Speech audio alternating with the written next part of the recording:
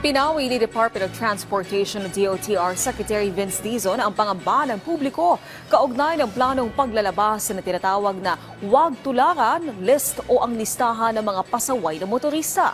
Sa panayam na Radyo Pilipinas, iginiit ni Secretary Dizon na hindi nila isa sa publiko ang mga personal na impormasyon tulad ng address at mobile number ng mga pasaway na motorista. Ayon pa sa kalihim, inatasan na niya si Land Transportation Office o LTO Chief Assistant Secretary Vigor Mendoza II na pag-aralan ang legal na aspeto ng nasabing hakbang. Paliwanag pa ni Dizon, hindi nila layon na ipahiya ang mga pasaway na motorista, kundi tiyakin ang disiplina sa kalsada para sa kaligtasan ng lahat. Batay sa tala ng DOTR, umabot na sa 2008 na show cause orders ang inilabas ng LTO sa nakalipas na 6 na buwan. Sa parehong panahon, nasa 420 driver's license na rin ang na-revoke ng ahensya dahil sa paglabag sa batas trapiko.